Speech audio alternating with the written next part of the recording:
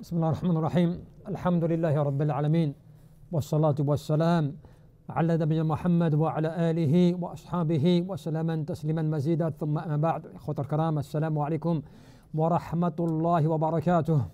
فقال جل في علا في كتابه العظيم, Allah subhanahu wa ta'ala nous rappelle, mes frères et mes sœurs, dans le Coran, et cela pour qu'on puisse méditer sur un des versets lorsqu'Allah jalla fi ula nous dit ma indakum yanfad wa ma indallahi baq, que certes ce qu'il y a auprès de vous est quelque chose qui va s'estomper, alors que ce qu'il y a auprès d'Allah jalla fi ula ne disparaîtra jamais. ولهذا العلماء, qu'est-ce qu'ils nous disent? الدنيا ليست طويلة أيام ثم تزول فاصبر كذلك حتى يأتي الله بأمره, يعني بالمعنى كما في الآية واعبد ربك حتى يأتيك اليقين, يعني بالمعنى الموت. استمر كذلك في جميع الأوقات على تقرب إلى الله جل في علا بأنواع الطاعات وأنواع العبوديات. Et c'est comme cela que quand tu fais un rapport avec les versets coraniques, Allah jalla fi ula, il te dit, bien sûr, il faut que tu comprennes cela comme étant un rappel. C'est-à-dire, ce qu'il y a dans ce bas monde, quoi que tu puisses amasser de ce bas monde, ça va disparaître, ça va partir. Il n'y a rien que tu vas garder. Mais la véritable durée, cela sera auprès d'Allah jalla fi ula. Parce que c'est qu'auprès d'Allah jalla fi ula qu'il y a le bien et l'excellence. Et c'est comme cela que on te dit quoi parmi cela? On te dit que ce bas monde, il est de passage. Ce n'est que quelques jours, comme le disent certains. Donc il faut que tu patientes jusqu'à temps que vienne à toi l'ordre d'Allah jalla fi ula. Et tu as un verset qui te parle de cet ordre, qu'on traduit par quoi? Al-yaqin, la certitude. Quand Allah jalla fi ula te dit wa'bud rabbaka, donc adore ton Seigneur jusqu'à temps que vienne à toi la certitude. Et la certitude, c'est quoi? C'est la mort. Cela veut dire qu'il faut que tu tiennes bon et que tu t'accroches jusqu'à temps que se présente à toi la mort. Ce qui veut dire qu'il ne faut pas que tu lâches, il ne faut pas que tu baisses les bras.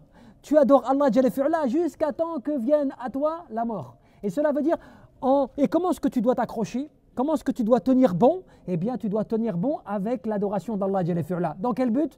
Dans le but de te rapprocher de lui.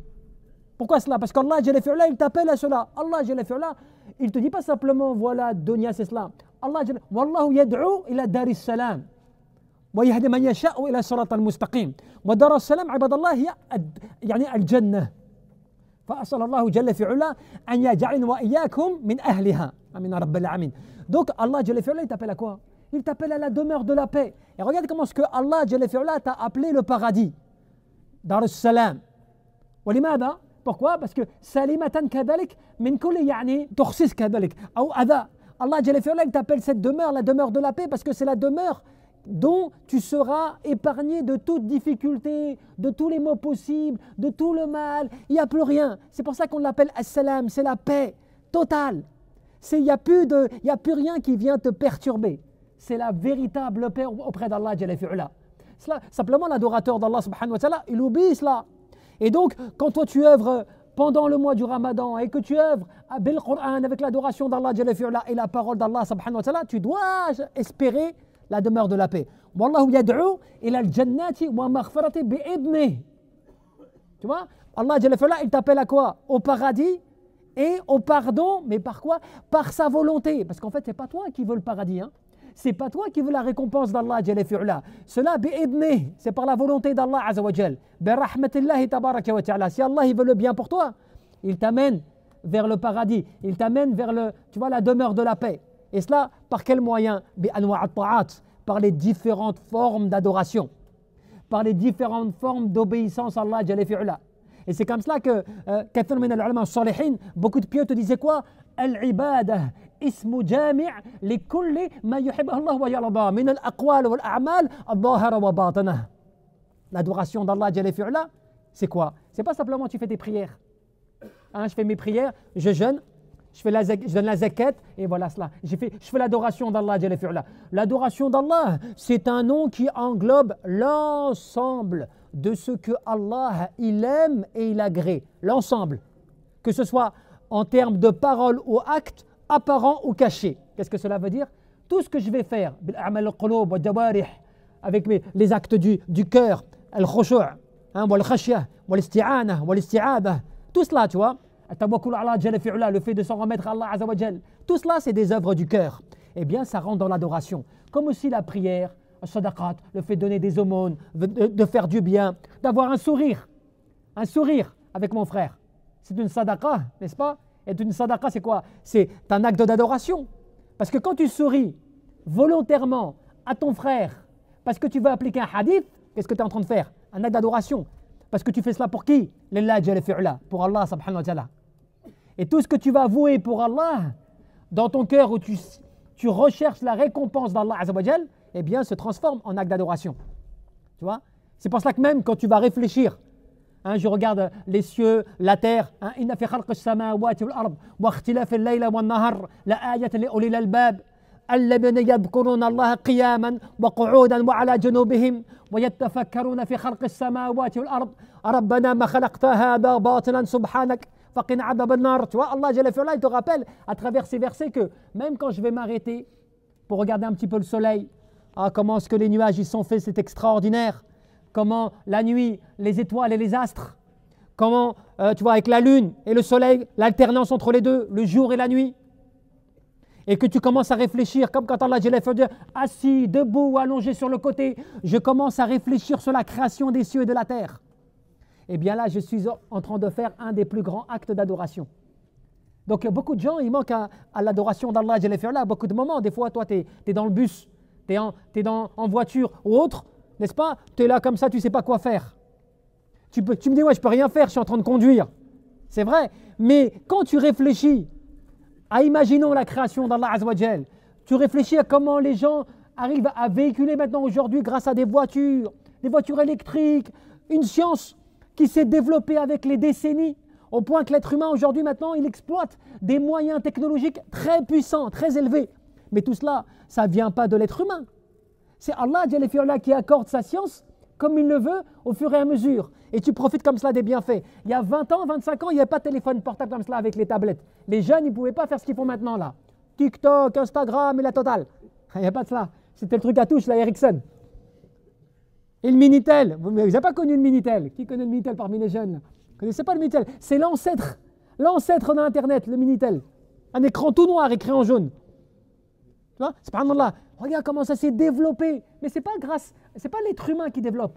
Allah Jalla fi'ala donne la capacité à l'être humain de développer son cerveau, de trouver des solutions. Après, il dévoile comme cela des sciences.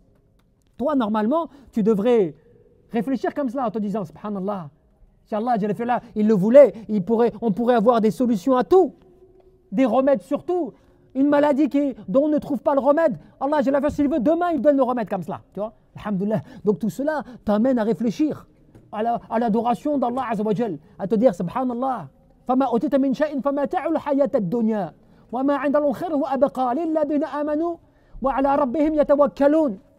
Allah il t'a donné très peu de ce bas monde. Tout ce qu'il te donne, même si tu te prends pour le plus riche et le plus fort, c'est très peu.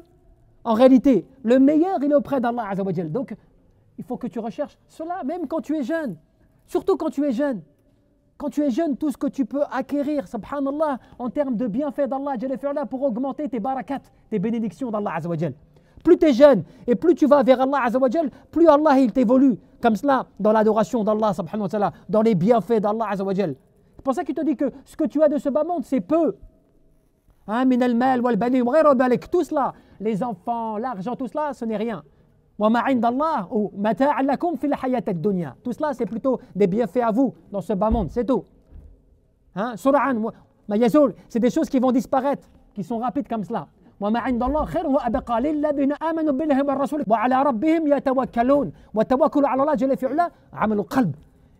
par contre, ce n'est pas pour tout le monde, ce n'est pas donné à n'importe qui. C'est donné pour qui cela? Ceux qui vont profiter du bienfait auprès d'Allah, ceux qui vont être heureux auprès d'Allah, ceux qui vont vraiment être de ceux qui rentrent dans leur verset. Ni tu n'auras plus de peur à te présenter devant Allah Jalla fi'ala, et ni tu seras attristé d'avoir délaissé ce bas monde et tout ce qu'il contient. Grâce à quoi? À ta foi en Allah Jalla fi'ala et à ta foi au prophète Mohammed ibn Abdullah alayhi salatu wassalam, parce que cela c'est important, d'accord? Et tu t'en remets à Allah, qui est une œuvre du cœur, comme disait l'imam Ahmed rahmatullah alayhi.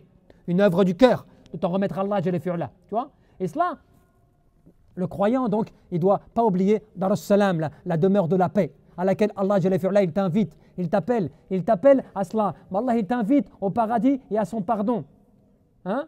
Il t'invite à cela, il t'appelle à cela. Tu ne pourras pas dire non, moi, je ne savais pas comment être guidé, je n'avais pas les moyens, je ne sais pas comment cela. Allah il t'a tout facilité. Et il t'appelle en plus, le créateur des cieux et de la terre. Hein?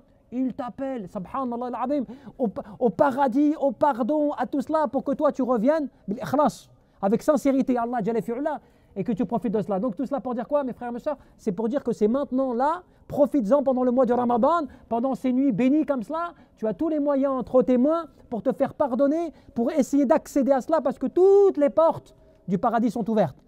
Elles sont toutes ouvertes. Donc si tu n'arrives pas à entrer dans l'une de ces portes, et notamment dans la porte Siam, tu vois, Ar-Rayyan, donc la porte du paradis, qui est la porte du jeûneur, aussi entre autres, que tu peux acquérir, bah, c'est qu'on aura tout perdu. Donc c'est comme cela, ibadallah, qu'on doit se rappeler cela, se rappeler que l'adoration d'Allah, il ne faut pas la lâcher avec ton esprit, avec ton corps, avec ton cœur, avec ta langue, avec tout. Tout ce que Allah t'a donné comme moyen, utilise-le dans l'adoration d'Allah subhanahu wa ta'ala. Allahu a'lam, tabaraka wa ta'ala.